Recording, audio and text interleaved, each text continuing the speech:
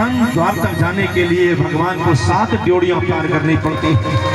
7 द्वारों को पार करके भगवान गए और जाकर के तुरंत उन्होंने सुदामा को गले से लगाया और धीरे धीरे अपने आसन की ओर, अपने महल की ओर लेकर के आ रहे हैं और सुंदर अपने आसन पर बिठाया।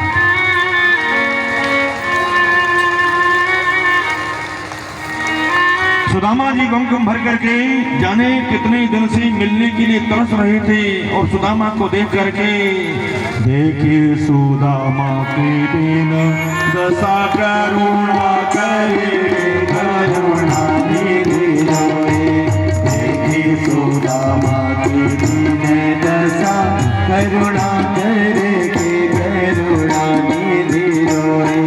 पानी परात को हाथ छुयो नहीं, पानी परात को हाथ छुयो नहीं, नैनन के जल से भर धोए। पानी परात को हाथ छुयो नहीं, नैनन के जल से भर धोए, नैनन के जल से भर धोए, नैनन के जल से भर धोए। सुदामा जी के चरणों को धोने के लिए उन्होंने सोने की लोटिया में जल मंगाया, परात मंगाई, लेकिन जल की आवश्यकता ही नहीं पड़ी। मेरे गोविंद के आंखों से ऐसे आंसू झरने लगे और सुदामा के चरणों को अपने आंसुओं से ही धो लिया। आचार्य सुखदेव कहते हैं, परीक्षित कृष्ण को देख करके, कृष्ण के रुदन को देख करके सुदामा जी जोर से रोए, लेकिन उन्होंने अपने आंसुओं को पी लिया। क्यों नहीं रोए? सुदामा ने सोचा अगर मैं जोर से रोऊंगा तो कोई समझेगा कि मुझे मांगे नहीं आया है, अपनी गरीबी का प्रदर्शन कर रहा है, मैं गरीब ब्राह्मण हूँ। सुदामा को लेकर के धीरे धीरे प्रभु आए और सुंदर उन्हें अपने आसन पर बिठाया, अपनी आंखों के जल से उसको धोना प्रारंभ कर दिया। जैसे ही भगवान सुदामा के चरणों को धो रहे हैं तो सुदामा जी कहने लगे, लाला ये क्या कर रहे हो? कन्हैया मेरे पाँव को क्यों धो रहे हो? मुझे बड़ा संकोच लगता है। बोले, विप्र प्रसादात् धरणी धरो हम, विप्र प्रसादात् कमला भरो हम, विप्र प्रसादात् अजितो जितो हम, विप्र प्रसादात् मम राम नाम। अरे सुदामा जी, आप जैसे ब्राह्मणों के प्रसाद से तो मैं आज धरणीधर बना हूँ और आप जैसे ब्राह्मणों के आशीर्वाद से मुझे कमला लक्ष्मी ने वर्ण किया है और आप जैसे ब्राह्मणों के आशीर्वाद से ही मैं अजित हुआ हूँ, मुझे कोई जीत नहीं सकता है और आपके आशीर्वाद से ही मेरा नाम राम पला है। भगवान द्वारिकाधीश ने सुदामा जी के चरणों को धोकर के सारा उस जल को पूरे महल में छिड़कवाया। रुक्मणी जी पीछे खड़ी होकर के पंखा झल रही है और आचार्य सुखदेव कहते हैं, परीक्षित श्री कृष्ण ने सुदामा जी का जो अद्भुत स्वागत किया, ये स्वागत कभी किसी दरिद्री का नहीं हो सकता। ये स्वागत किसी भिखमंगे का नहीं है, स्वागत है सुदामा के जीवन के त्याग का, स्वागत है सुदामा के जीवन की तपस्या का, स्वागत है सुदामा के जीवन की आनंद का। त्याग न होता तो इतना स्वागत गोविंद कभी नहीं करते। अगर इतना त्याग नहीं किया होता, धूप दीप नैवेद्य आरती करने के बाद भगवान की सब पत्नियां आकर के भगवान के पुत्र पौत्रादि आकर सामने बैठे हैं, ऊपर से नीचे तक सुदामा वो 56 भोग का नाम ले सुन करके उन भोजन पर टूटे नहीं।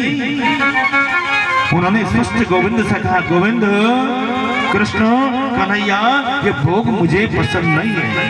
बोला क्यों? बोला इतना राशि भोजन करके बुद्धि बिगड़ जाती है। अरे मैं तो सूखी रोटी 2 टिक्कड़ सुबह मिल गई तो शाम को, नहीं तो जल पी करके रहने वाला ब्राह्मण हूँ, मुझे ये सब पसंद नहीं है। ज्यादा पकवान खा के बुद्धि खराब हो जाती है, फिर भजन में मन नहीं लगता। भगवान ने कहा, आचार्य सुखदेव कहते हैं, भगवान कृष्ण ने कहा, देखो ये मेरा प्रसाद है और मेरा प्रसाद समझ के आप भोजन करोगे तो आपकी बुद्धि कभी विकृत नहीं होगी। बोला नहीं, ये सब अपनी। बोला कन्हैया एक बात कहूं, अब मेरा ना हाथ थक गया, इसलिए मैं तुझसे कहना चाहता हूं कि तू आजा, सबकी ओर से तो प्रणाम मुझे कर ले और मैं तुझे आशीर्वाद दे दूं और सबको मिल जाएगा। बोले सुदामा जी महाराज की। कितनी अच्छी युक्ति निकाली। बोले आपको मैं प्रणाम करूं, आप मुझे प्रणाम करो और मैं आपको आशीर्वाद दूं और सबको मिल जाए। प्रणाम आदि का क्रम पूरा हुआ। सुदामा जी जब बैठे तो कन्हैया ने पूछ लिया, सुदामा जी आप बचपन में कहते थे विवाह नहीं करूंगा, आपने विवाह किया कि नहीं किया? सुदामा जी को शर्म लगे। बोला कैसी बात पूछता है लाला, इतनी सुंदर आपकी महारानियां हैं, बड़े बड़े घरानों की राजकुमारियां हैं, इनके सामने ऐसी बात पूछे? शर्म लग गई।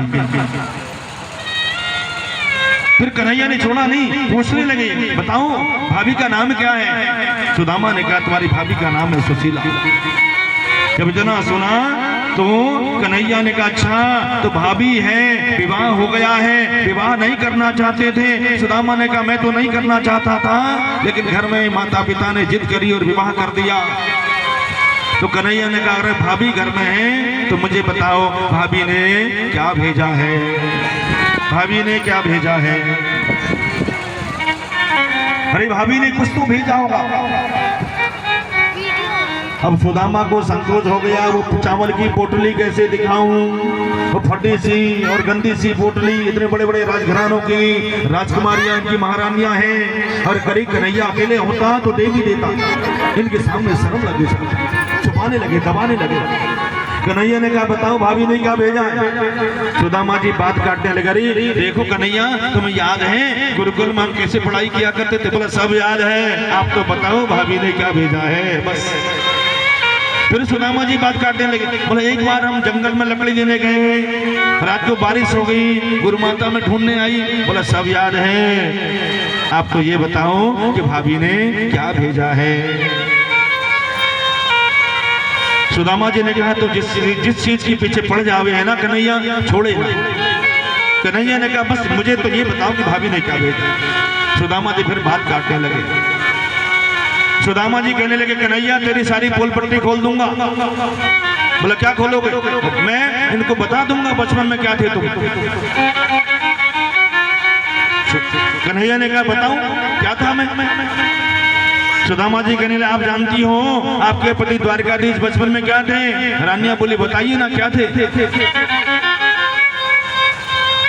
अरे महारानियों तुम्हारे जो पति द्वारकाधीश हैं बचपन में गोकुल की गलियों में नंगे घुमा करते थे हैं? और जरा सा माखन के लिए गोपियों के वहां माखन में चींटियां पीना करते थे, फिर थोड़ा सा माखन मिलता और खुश होकर चले जाते थे। अरे और क्या क्या बताऊं, बड़ी बड़ी लीलाएं करी इन्होंने। भगवान ने कहा प्रभु सुदामा जी इन सारी लीलाओं को जानकर ही इन्होंने मेरे साथ विवाह किया है। मेरी सारी लीलाओं को जानकर ही ये 16,108 जो मेरी रानियां बनी हैं वो इसीलिए बनी है कि मेरी लीलाओं को देख करके, मेरी लीलाओं को सुन करके इन्होंने मेरे साथ विवाह किया। और सुदामा जी से फिर कहने लगे तुम तो ये बताओ कि भाभी ने क्या भेजा है? सुदामा जी बोले वही बात है, इनको भूलता नहीं है। संकोच में पड़ गए कैसे खिलाएं। प्रभु ने बड़ा स्पष्ट कहा है देखो पत्रम पुष्पम फलम तोयम यो मे भक्त्या प्रयच्छति तदहम भक्तमुपह्यम आधाश्रयामि प्रयात्मनः। भगवान ने कहा प्रेम से कोई मुझे जीव मुझसे कुछ भी समर्पित करे मैं उसे स्वीकार करता हूँ, ये मेरा वचन है। पत्रम पुष्पम फलम तोयम यो मे भक्त्या प्रयच्छति। भक्ति से मुझे आप पत्र दीजिए, पुष्प दीजिए, फल दीजिए, कुछ नहीं है, एक जल की बूंद मुझे अर्पण कर दीजिए, मैं उसे स्वीकार करता हूँ। जो जीव मुझे श्रद्धा से किसी वस्तु को दे वो मुझे स्वीकार्य है, वो मुझे प्रिय है। आप तो मुझे ये बताओ कि भाभी ने क्या भेजा है? जो भेजा है वो मुझे दे दो। सुदामा जी संकोच बस नहीं दे पा रहे, लेकिन भगवान की नजर पड़ गई उनकी पोटली में। सुदामा जी से कहने लगे अरे सुदामा जी तुम्हारी बाई बगल जो है बड़ी उठी उठी लग रही, क्या बात है? कुछ माल दबा के लाए हो क्या? और मेरे कन्हैया ने तुरंत हाथ डाल करके पोटली को छीन लिया। बोले द्वारिकाधीश भगवान की। पोटली को छीन लिया और पोटली को घुमा घुमा करके देखने लगे साहब चारों ओर से।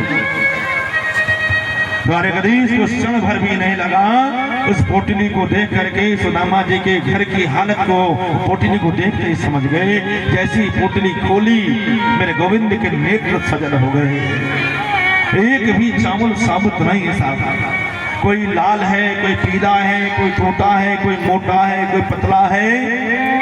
इतना पवित्र ब्राह्मण, इतना तेजस्वी ब्राह्मण जिसकी गरीबी दूर नहीं की जा सकती, इसकी गरीबी का दूर नहीं की जा सकती। परमात्मा सोचने लगा क्या मैं इसकी गरीबी दूर नहीं कर सकता। भगवान ने एक मुट्ठी चिड़वा हाथ में उठाया और मुंह में डाला और कह दिया अनेन, अर्थात मेरे प्रभु ने कह दिया स्वर्ग लोक की संपत्ति का जो सुख है सुदामा जी मैं तुम्हें प्रदान करता हूं। भगवान ने दूसरी मुट्ठी मुंह में डाली, संकल्प ले लिया सारी पृथ्वी में एक छत्र राज्य का जो सुख प्राप्त होता है सुदामा जी इस सुख मैं तुम्हें प्रदान करता हूं। लेकिन तीसरी मुट्ठी जैसी भगवान मुख में डालने के लिए तैयार हुए, रुक्मिणी जी ने हाथ पकड़ लिया। इशारे में कह रही है ज्यादा मत खाइए, कच्चा है नुकसान करेगा। लेकिन अंतरंग भाव से कह रही है अरे बड़े बरस रहे हैं आज इस पंडित जी पर।